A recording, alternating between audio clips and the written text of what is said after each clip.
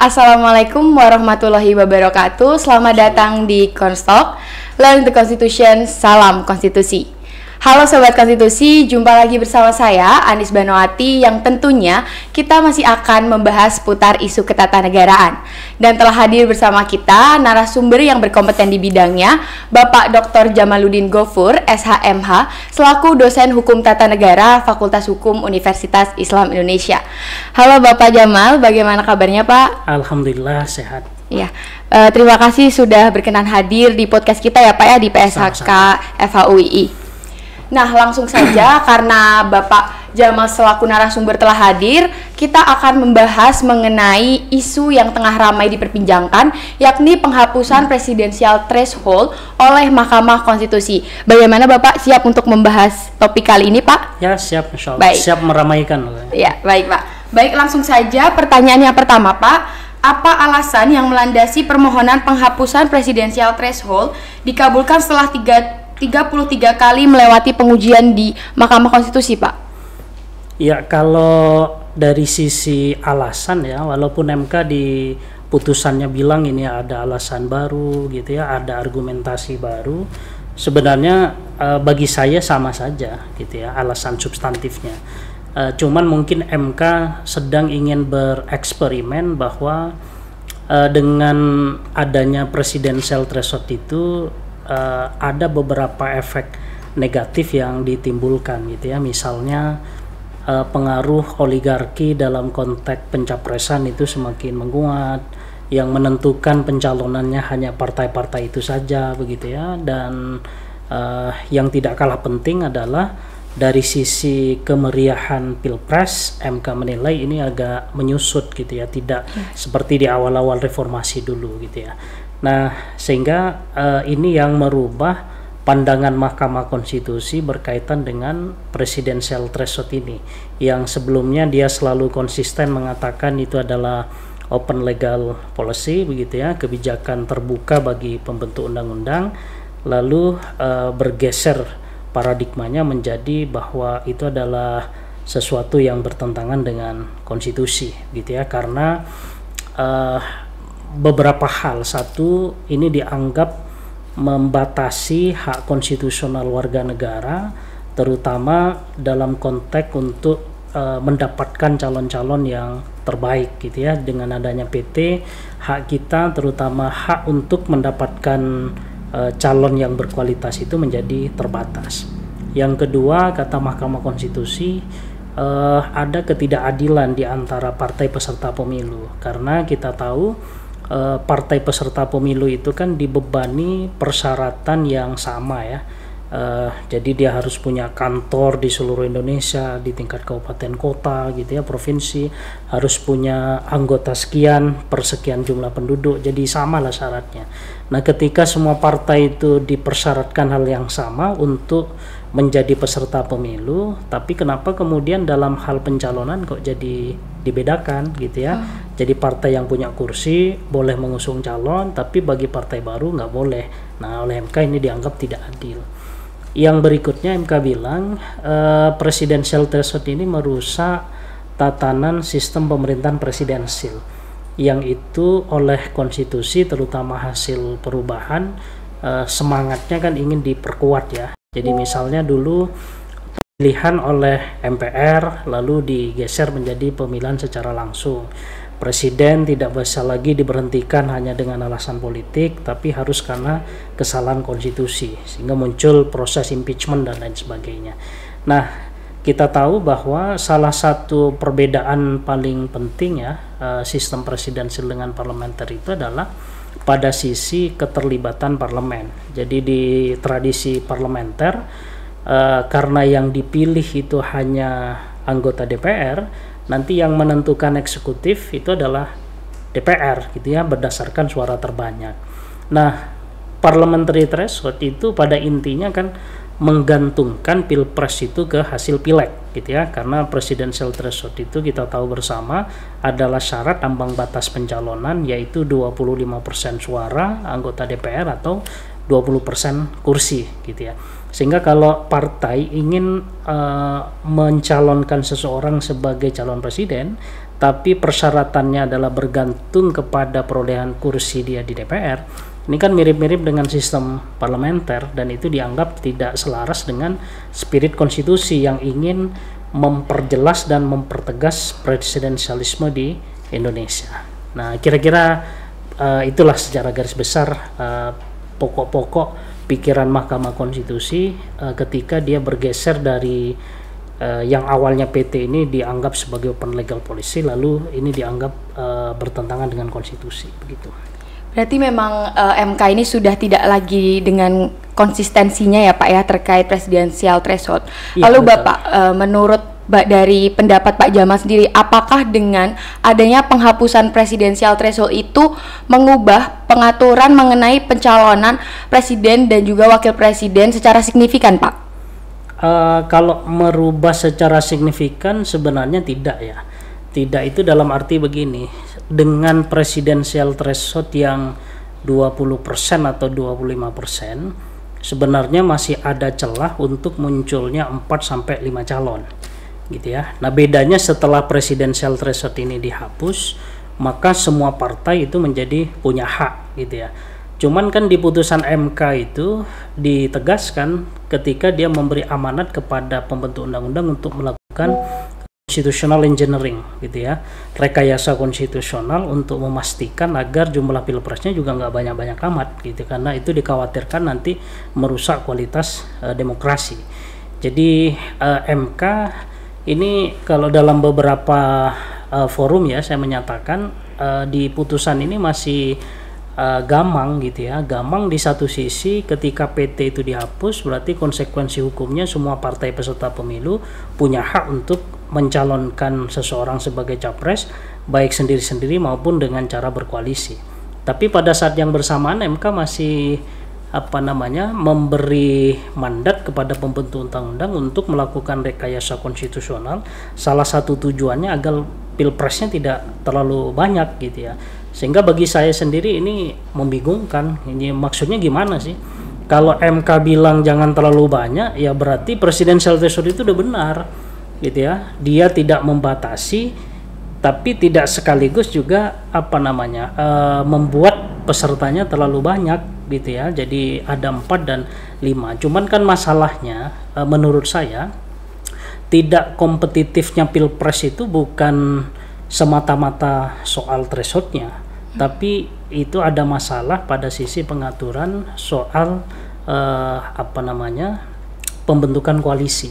Jadi ketika PT secara hitam putih ya normatif masih memungkinkan untuk muncul 4-5 calon, kalau kita pakai ukuran 20% berarti kan kalau dia bikin koalisi minimalis 20%, berarti kan nanti muncul 5 tuh. Kalau kita ambil maksimalnya 25% ya berarti 4. Nah, cuman selama ini hanya muncul 2 gitu ya, atau terakhir ini ada 3 karena partai itu tidak diberi batasan berapa dia boleh membentuk koalisi. Akhirnya ini kan diakali oleh partai untuk dia memborong sebanyak-banyaknya anggota koalisi, akhirnya pilpresnya ya hanya itu-itu saja gitu ya. Nah, sehingga itu yang tadi saya katakan putusan ini belum bisa dikatakan sebagai putusan yang monumental ketika pada saat yang bersamaan kita masih harus menunggu sikap dari partai. Apakah dia akan menggunakan kesempatan ini untuk agar pilpresnya menjadi lebih semarak lagi, kompetitif, atau dia tetap akan membentuk koalisi yang besar, yang gemuk, sehingga pada akhirnya besok pelaksananya akan tetap 2 gitu ya, tetap 2. Nah, ini karena sangat bergantung kepada partai dan mekanisme yang bisa digunakan oleh partai untuk membentuk koalisi gemuk itu kan banyak sekali. Misalnya dia bisa nawarin tentang keuntungan besok kalau jadi misalnya tawaran menteri gitu ya, bahkan termasuk kasus-kasus hukum itu kan bisa dipakai untuk memaksa agar partai ini jangan mengusungkan calon gitu ya. Dan itu bisa kita lihat dari pilkada 2024 ini, misalnya ada beberapa pilkada terakhir di Jawa Tengah gitu ya, awalnya Andika dengan pasangannya mengajukan putusan mengajukan PHPU ke MK, tapi akhirnya kan dicabut Kita nggak ngerti itu apa alasan pencabutnya, tapi di balik pencabutan itu muncul hembusan isu soal koalisi Prabowo Mega misalnya, termasuk kasus Jakarta. Jadi Jakarta itu kan kemenangan Pramono itu kan kecil sekali selisihnya, sehingga potensi untuk ke MK-nya sebenarnya besar, tapi ya dia juga lagi-lagi nggak mengajukan ke MK. Nah ini kan berarti ada deal-deal politik yang tidak kita ketahui, yang ini bisa memaksa aturan hukum itu bisa dikesampingkan gitu ya, dalam arti tadi ini membuka ruang pilpresnya menjadi lebih kompetitif, tapi kalau antar elit ini spiritnya tidak ke sana gitu ya, sama saja nanti pilpresnya juga akan dengan jumlah yang terbatas calonnya. Sehingga bagi saya putusan ini belum lengkap begitu ya, belum final. Harus ada langkah berikutnya yang harus dilakukan, yaitu kita meminta kepada MK untuk memberi tafsir terhadap pasal 229 gitu ya. Pasal 229 itu ngatur soal koalisi. Jadi di pasal 229 itu dikatakan bahwa intinya pilpres dengan dua pasangan calon itu sudah legal gitu ya, sudah legal. Nah, sehingga kalau kita mau agar putusan PT ini semakin mantap gitu ya dalam konteks membangun pilpres yang kompetitif, ya dia harus dibarengi dengan meminta tafsir kepada MK bahwa pasal 229 itu harus dimaknai ya tidak hanya dua gitu ya, misalnya 3 atau 5, dan secara logika hukum sebenarnya memungkinkan untuk itu. Misalnya berkali-kali saya menyampaikan di dalam beberapa tulisannya bahwa pilpres dua pasangan itu sebenarnya inkonstitusional, itu inkonstitusional. Inkonstitusionalnya itu memang tidak eksplisit disebut konstitusi, tapi itu bisa kita tafsir di ketentuan pasal 6A ayat 4. Jadi pasal 6 ayat 4 itu bicara tentang pilpres dua putaran gitu ya. Jadi pasal 6 ayat 3 itu bicara tentang syarat calon itu ditetapkan sebagai presiden terpilih, yaitu dua kan, satu memperoleh suara terbanyak 50% plus 1, dan persebaran suaranya minimal lebih dari separuh jumlah provinsi kita, dia dapat minimal 20% dukungan suara gitu ya. Nah kalau dua persyaratan ini tidak terpenuhi, kata pasal 6A ayat 4 itu, maka pilpresnya nanti dua putaran. Yang maju ke putaran kedua itu adalah calon yang suaranya terbanyak pertama dan kedua di putaran pertama. Nah 2014 itu kan pilpres pertama yang diikuti oleh dua pasangan calon ya, Pak Jokowi sama Pak Prabowo. Waktu itu ada gugatan ke Mahkamah Konstitusi yang meminta tafsir, kalau calonnya hanya dua apa penting tuh dua putaran gitu ya. Nah pertanyaan itu terutama dikaitkan dengan efisiensi anggaran. Jadi ini kalau dua putaran calonnya kan sama nih, hanya dua ya kan. Nah kalau dia calonnya sama, dipaksakan dua putaran, sementara penyelenggaraan pilpresnya itu triliunan rupiah, kan sayang sekali. Kenapa nggak dipakai yang 50% plus 1 saja, persebarannya nggak perlu gitu ya. Nah MK waktu itu bikin putusan yang pada intinya mengatakan pilpres dua putaran itu hanya mungkin dilakukan kalau calonnya lebih dari dua. Berarti secara implisit konstitusi itu memandatkan pilpres itu ya minimal harus 3. Kenapa 3? Karena hanya dengan 3 calon, pasal 6 ayat 4 itu mungkin dia bisa kita laksanakan. Karena kalau dari awal 2 kan pasal 6A ayat 4 itu nggak akan berlaku gitu ya, karena MK bilang 2 putaran itu hanya mungkin kalau minimal 3 calon atau lebih gitu ya, sehingga mestinya itu dipatuhi gitu ya. Tapi selama ini kan kita nggak pernah bicara soal itu gitu ya. Kita menganggap pilpres 2 calon itu ya normal-normal saja. Kita lebih concern pada soal persyaratan gitu ya. Nah tujuannya sebenarnya sama, dengan kita menggugat persyaratan menjadi lebih rendah PT-nya agar lebih kompetitif. Tapi menurut saya sebenarnya tidak hanya itu problem tidak kompetitifnya pilpres. Selain problem persyaratan ambang batas yang begitu besar, problem lainnya adalah soal aturan koalisi yang di kita itu tidak diatur secara jelas begitu ya, sehingga koalisinya sangat gemuk, pada akhirnya ya hanya menampilkan 2 pasangan calon tadi. Baik Bapak, tadi yang saya highlight adalah terkait penghapusan presidensial threshold atau ambang batas yang melahirkan adanya konsekuensi di mana peserta partai-partai politik peserta pemilu itu bisa mencalonkan siapa saja ya Pak ya. Iya, betul. Nah, lalu apakah dari hal tersebut Pak akan lahir demokrasi di Indonesia sendiri yang inklusif dan demokratis Pak? Iya, secara normatif aturan putusan itu bisa memfasilitasi gitu ya, bisa memfasilitasi menjadi lebih demokratis, menjadi lebih inklusif gitu ya, menjadi lebih semarak, kompetitif gitu. Tapi lagi-lagi aturan normatif ini kan masih akan kita lihat pada tataran prakteknya. Jadi kalau di hukum itu kan ada dasolon dan dasainnya gitu ya. Nah, di dasainnya ini yang tidak bisa dikontrol gitu ya. Artinya karena hukum kepemiluan kita hari ini mengatur batas minimal jumlah capres itu hanya 2, maka kalau secara empirik nanti partai ini hanya akan mengerucut menjadi 2 poros, yaitu tidak masalah. Berarti kan PT ini tidak punya efek apa-apa nanti. Makanya itu yang tadi saya katakan bahwa putusan ini belum tuntas, dia harus dilanjutkan dengan perjuangan kita untuk meminta kepada MK agar aturan tentang koalisi pencalonan itu dirubah, tidak minimal 2 tapi minimal 3. Bahkan kalau saya menggunakan logika pembatalan PT gitu, PT ini kan dibatalkan ya, dibatalkan. Tadi saya katakan di awal, dengan ketentuan PT saja itu kan memungkinkan 4-5 calon. Ini saja oleh MK dibatalin, inkonstitusional. Berarti jumlah calonnya ya harus lebih dari apa yang ditentukan oleh PT kemarin, yaitu 4-5. Berarti kan minimal ada 6. Kalau kita mau pakai logika itu, yang memungkinkan untuk muncul 4-5 calon saja itu dibatalkan oleh MK karena dianggap inkonstitusional. Berarti mengatur tentang koalisi minimal 4 dan 5 itu sebenarnya masih inkonstitusional gitu ya, menurut putusan MK ini. Kalau kita mau bawa ke sana ya, sehingga mestinya aturan koalisi itu ya minimal 5 atau 6 tadi gitu ya.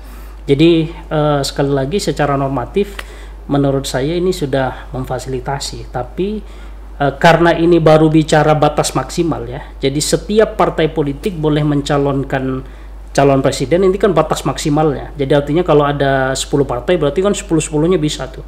Tapi kan kita nggak ngatur batas minimalnya nih, ya kan, batas minimalnya. Nah, menurut saya setelah batas maksimal itu kita atur, yang penting kemudian adalah mengatur batas minimal. Karena kalau yang diatur hanya batas maksimal, kan pertanyaan hukumnya boleh nggak kalau calonnya 2? Ya boleh gitu, karena yang diaturnya hanya maksimal. Tapi kalau yang maksimal dan minimal ini kita atur, nah di situ nanti akan membuat keseimbangan gitu ya, dalam arti maksimalnya kita atur, tapi partai nggak boleh tuh bentuk koalisi yang kemudian minimalis gitu ya, minimalis. Nah, sehingga aturan soal koalisi itu menurut saya ke depan perlu diperjuangkan untuk digugat ke Mahkamah Konstitusi, atau kalau melalui DPR ya syukur bisa melalui proses perubahan undang-undang gitu ya. Berarti kalau menurut Bapak nih, lebih urgent untuk memberikan perubahan terkait dengan batas minimal pencalonan dibandingkan peniadaan presidensial threshold ya Pak ya? Ya, persis. Saya lebih suka untuk mengatur batas minimal jumlah calon, misalnya 3 atau 4 gitu ya. Kenapa? Karena berkaca kepada pengalaman pilkada kemarin. Kemarin kan pilkada di menit-menit terakhir itu kan muncul putusan 60 tahun 2004. Intinya dia tidak membatalkan ambang batas, cuman menurunkan persentase ambang batasnya. Intinya MK menurunkan ke angka yang lebih rendah.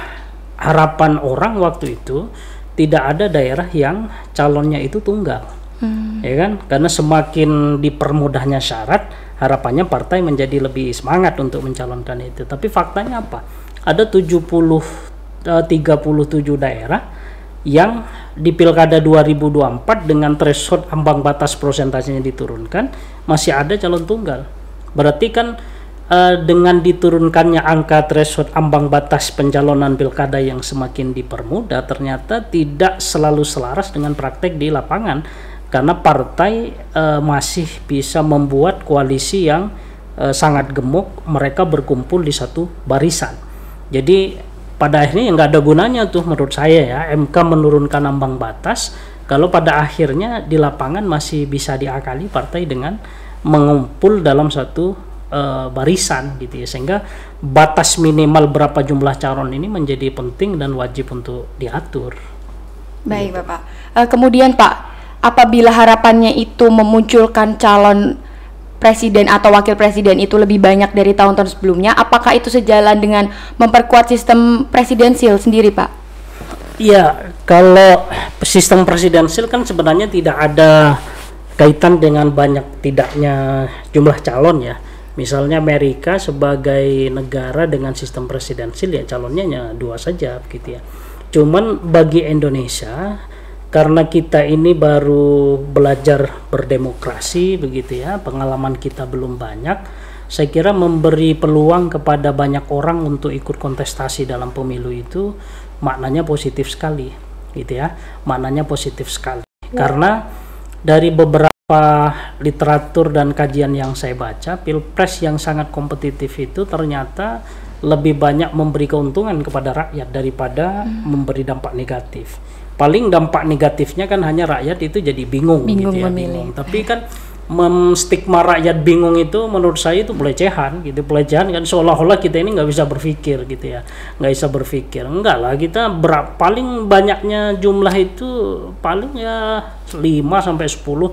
Misalnya partainya kayak pemilu pertama ya, di awal reformasi sampai 48, saya kok nggak yakin 48 itu akan mengusung pilpresnya satu persatu gitu ya, sehingga jumlah calonnya jadi 48. Karena untuk mengusung pilpres itu orang pasti akan mempertimbangkan berapa banyak dana yang dia miliki, seberapa besar popularitas calon begitu ya.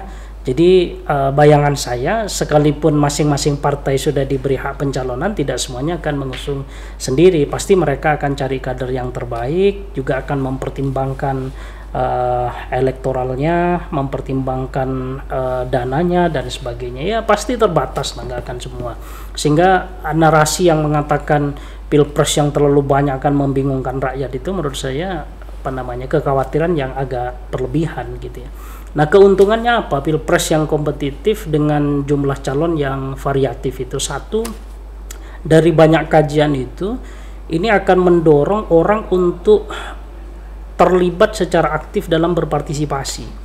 Nah, kenapa bisa begitu? Karena pilpres yang semarak gitu ya, yang kompetitif itu akan membuat ruang publik ini menjadi ramai. Ya kan? Jadi perdebatan itu tidak hanya 1-2 orang, tapi banyak calon itu akan membuat isu-isu yang rakyat kemudian menjadi tertarik, dan itu bisa dibuktikan ya. Misalnya pilpres pertama secara langsung tahun 2004 itu kan sampai ada 5, harusnya 6, tapi waktu itu Gus Dur dinyatakan tidak memenuhi syarat karena alasan kesehatan. Itu jumlah partisipannya kan 90% lebih. Ya kan, semakin ke sini jumlah calonnya semakin sedikit, akhirnya itu menjadi menurun gitu ya, angka partisipasinya. Yang kedua, peningkatan partisipasi itu dalam pemilu yang kompetitif itu ternyata tidak hanya dari sisi kuantitas, tapi juga dari sisi kualitas. Karena kita tahu demokrasi itu dari persyaratan partisipasi, dia tidak cukup hanya secara jumlah saja, tapi jumlah ini juga harus dibarengi dengan kualitas. Karena kalau hanya jumlah, orang bisa dimobilisasi gitu ya, dikasih duit, ditawarin barang ya, orang bisa milih, tapi kan pilihannya tidak berkualitas. Makanya partisipasi yang terpenting setelah kuantitas itu adalah kualitas. Nah, pilpres dan pemilu yang kompetitif itu dari kajian banyak ahli juga akan meningkatkan kualitas dari partisipasi itu. Artinya rakyat itu dalam memilih betul-betul akan mempertimbangkan visi misi dan program-program yang ditawarkan oleh calon. Jadi semakin semarak, semakin menarik tawaran program itu ya akan dipertimbangkan oleh rakyat daripada hanya 2. Kalau 2 ya paling ya itu saja gitu ya. Nah, yang ketiga yang tidak kalah penting adalah pemilu yang yang kompetitif itu dipercaya dia akan membuat para calon itu menjadi lebih responsif terhadap aspirasi warga. Kenapa begitu? Karena yang memperebutkan suara rakyat ini banyak, sehingga mereka akan terus berusaha untuk mendekati rakyat dan menjalin komunikasi sehingga apa yang diinginkan oleh rakyat, nah itu yang nanti akan diakomodir untuk menjadi keputusan-keputusan dan kebijakan resmi negara gitu ya. Dan dari semua itu menurut saya ini sangat positif sekali bagi perkembangan demokrasi dan kepentingan rakyat. Baik Bapak, ini pertanyaan terakhir ya Bapak ya. Bagaimana jika presiden yang terpilih tidak dari mayoritas partai pendukung di parlemen, apakah akan mengganggu jalannya pemerintahan, Pak? Saya kira tidak ya, karena kita punya dua pengalaman pilpres di mana presiden itu dari partai yang minoritas, dalam arti dukungan parlemennya sedikit daripada yang oposisi. Pertama Pak SBY. Pak SBY itu kan muncul sebagai fenomena yang menarik pertama itu di tahun 2004 ya. Jadi Partai Demokrat itu baru muncul sebagai partai baru begitu ya. Tapi karena yang ditawarkan itu populer sosoknya, akhirnya beliau terpilih. Nah, Partai Demokrat waktu itu kan partai menengah ke bawah begitu ya. Tapi pemerintahnya ya efektif, dalam arti tidak ada huru-hara, tidak ada deadlock gitu ya di pemerintahan, tidak ada jalan buntu yang kemudian melahirkan friksi yang hebat antara parlemen dengan eksekutif, bahwa kemudian waktu itu banyak hak interpelasi, hak angket. Menurut saya itu ya biasa dalam dinamika ketatanegaraan. Justru ketika hak angket dan hak angket dan hak interpelasi itu tidak ada, itu bagi rakyat menurut saya itu bahaya gitu ya, karena pemerintahan ini kan tidak terkontrol, dan itu terbukti beberapa waktu belakangan ini fungsi-fungsi pengawasan DPR kan sama sekali nggak berfungsi gitu, gara-gara dia hampir 80%-nya tersedot ke koalisinya presiden. Akhirnya yang harus mengawasi pemerintahan itu kan rakyat sendiri, yang semestinya itu dilakukan oleh anggota DPR kita gitu ya. Yang kedua, pengalaman Pak Jokowi periode pertama. Wah, itu kan seru sekali ya, karena waktu itu di parlemen sampai kita punya 2 ketua DPR. Waktu itu ada koalisi Indonesia Hebat dan koalisi Merah Putih. Nah, koalisi Merah Putih ini kan koalisinya Pak Prabowo yang memegang kursi 80%. Lalu koalisi Indonesia Hebat itu koalisinya PDI dan partai-partai minoritas waktu itu. Nah, tradisi selama ini gitu ya, di tahun 2014 itu kan tahun di mana partai politik pemenang pemilu tidak memegang jabatan sebagai ketua DPR. Tradisi sebelumnya itu selalu tuh partai pemenang pileg pasti dia jabat sebagai ketua DPR. Karena di Undang-Undang MTD dia diatur begitu. Jadi pemenang pemilu pasti pemegang jabatan ketua DPR. Tapi di pemilu 2014 enggak. Undang-Undang MD3 itu direvisi, bahwa pemenang pemilu tidak otomatis pemegang jabatan ketua DPR, tapi ketua DPR dipilih secara langsung oleh anggota. Nah, karena anggota DPR dari PDI dan koalisinya itu kecil, akhirnya waktu itu kan yang memegang ketua DPR dari Golkar. Kebetulan Golkar itu koalisinya Pak Prabowo gitu ya. Nah, awal-awal sempat menimbulkan konflik begitu ya, bahkan termasuk persidangan di DPR itu deadlock, tapi pada akhirnya juga cair gitu, cair dalam arti ada keseimbangan secara politik karena pemenang ini bisa mengakomodir lawan-lawan politik mereka. Jadi kekuasaan itu tidak kemudian dihegemoni oleh pemenang, tapi dia mau untuk mengajak partai-partai lain untuk bergabung kepada pemerintahannya. Ya, akhirnya cair begitu ya. Jadi bayangan bahwa presiden yang berasal dari partai minoritas itu akan menyebabkan jalannya pemerintahan terganggu begitu ya, menyebabkan konflik, itu saya kira sudah terbantahkan dengan 2 pengalaman presiden kita yang berasal dari partai yang secara suara minoritas gitu ya, tapi dengan kekuasaan beliau yang begitu besar itu mampu untuk mencairkan suasana politik gitu ya. Sehingga menurut saya sepanjang presiden ini mau akomodatif gitu ya terhadap partai-partai yang lain, artinya dia ketika menang tidak kemudian dihegemoni sendiri oleh kelompoknya, saya kira politik kita ini akan bisa terus berjalan sebagaimana mestinya gitu ya, tidak akan muncul kekhawatiran-kekhawatiran sebagaimana yang banyak kita khawatirkan selama ini. Berarti terkait presiden yang berasal dari partai minoritas itu tidak mengganggu jalannya pemerintahan ya Pak ya? Sama sekali tidak. Sama sekali tidak. Bahwa kemudian ada dinamika itu ya biasa. Bagi rakyat sekali lagi justru dinamika itu penting. Karena kalau pemerintahan ini diam-diam saja itu bahaya. Sebagai check and balances ya Pak ya? Sekian triliun habis gitu ya. Jadi memang bagi rakyat itu pemerintahan yang dalam tanda petik agak ribut gitu itu bagus. Karena berarti di situ kan ada fungsi check and balance itu jalan gitu ya. Tapi kalau semuanya diam, ini harus kita hati-hati gitu ya. Jangan-jangan semuanya dapat bagian, yang nggak dapat kita rakyat gitu. Malah rakyat langsung yang mengawasi ya Pak ya.